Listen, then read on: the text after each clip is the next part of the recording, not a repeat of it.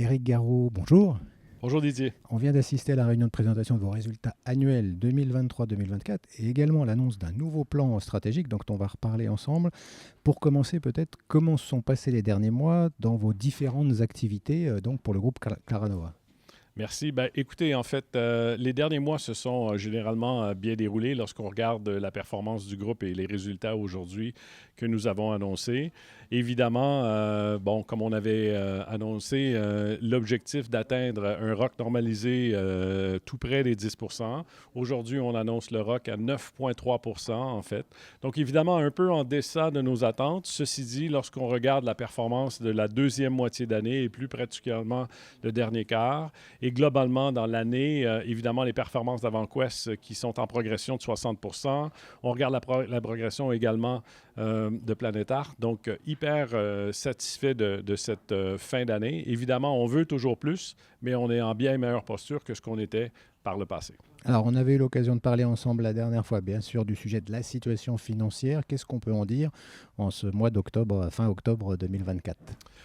Je pense que les grands points, en fait, à retenir, c'est ce refinancement, évidemment, de la dette qu'on a fait en avril.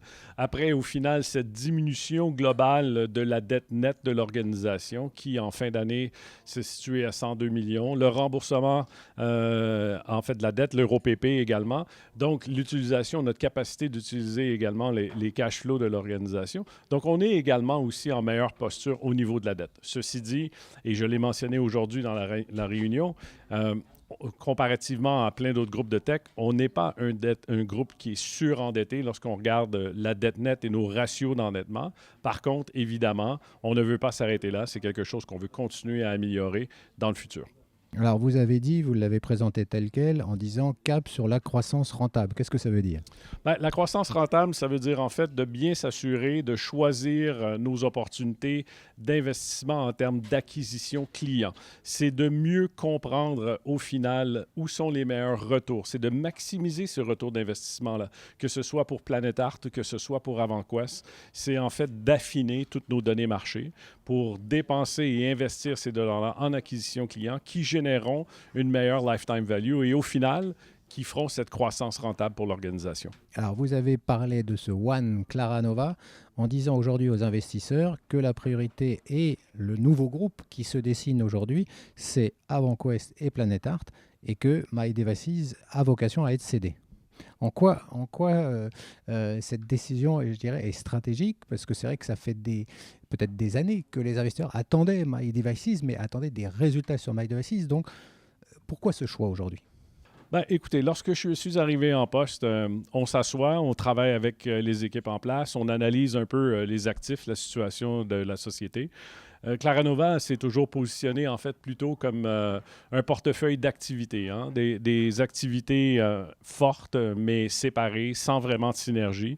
Des activités également où on n'a pas tenté de créer en fait une opportunité croisée à travers les différentes filiales. Lorsque aujourd'hui, on regarde ce nouveau groupe, ce One Claranova, c'est aussi un groupe qui est résolument axé sur l'opération, sur cette excellence opérationnelle-là. Donc, évidemment, réaliser des synergies, de faire en sorte que le groupe, de par sa taille, réunira ses forces pour performer mieux dans le futur. Et ça, lorsqu'on regarde ces trois activités-là, clairement, celle qui ne cadre pas dans cette nouvelle définition de Claranova, c'est MyDevices. MyDevices est un actif intéressant.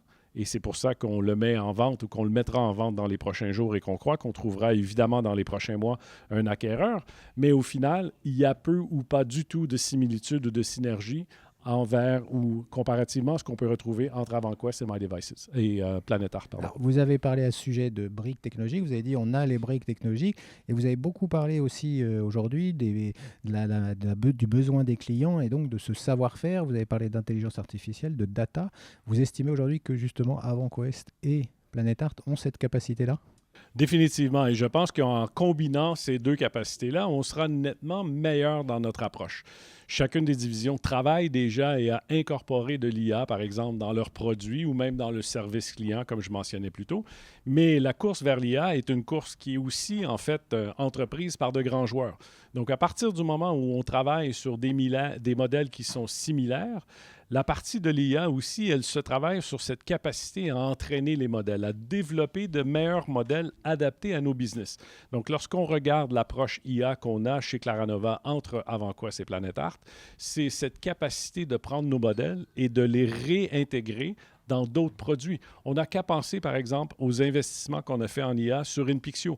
Bien, évidemment, lorsqu'on réfléchit FreePrints maintenant, cette capacité-là à arriver à créer avec l'IA autogénérative et auto-apprenante de meilleurs projets pour faire en sorte que nos clients arriveront plus rapidement à créer leurs objets personnalisés ou arriver à créer de meilleures photos, mais tout ça, c'est de la synergie qui existe aujourd'hui déjà entre InPixio et, par exemple, FreePrints.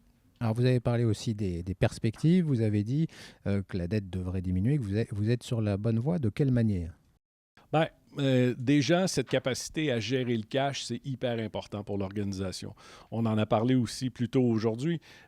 Évidemment, lorsqu'on développe et on réalise ces synergies, les synergies, au final, font que non seulement cette croissance rentable nous permettra aussi, avec un focus, lorsqu'on a parlé sur un focus sur les coûts, entre autres, de développer une meilleure rentabilité pour le groupe. À partir du moment où on améliore nos marges et qu'on dégage plus de profits et qu'on met en plus, par-dessus ça, une couche de gestion de cash et qu'on utilisera évidemment tous les autres leviers que l'organisation a, on pourra à ce moment-là utiliser le cash que le groupe gérera pour mieux gérer la dette, la diminuer, voire également diminuer les coûts que cette dette a pour le groupe.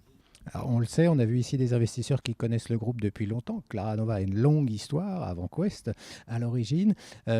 Comment aujourd'hui donner la confiance? Il y a ce nouveau plan stratégique, mais sur quoi vous comptez pour que la confiance revienne, la confiance des investisseurs, tout simplement? Ben, écoutez, pour moi, évidemment, c'est la transparence. C'est la première chose. On a commencé aujourd'hui déjà à partager avec les investisseurs, avec les analystes, des données business, ce qu'on n'a pratiquement jamais fait dans le passé.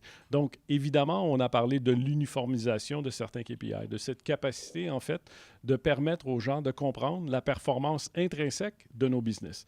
Donc, ça, pour moi, c'est un souci de transparence. Est-ce que ça veut dire qu'on ouvrira le kimono? Non, pas exactement. Mais en même temps, c'est ce désir de donner cette perspective sur la performance du business. C'est important aussi, je pense, d'être très clair en expliquant ce qu'on fera, comment on le fera. Et au final, c'est de faire ce qu'on a dit qu'on ferait.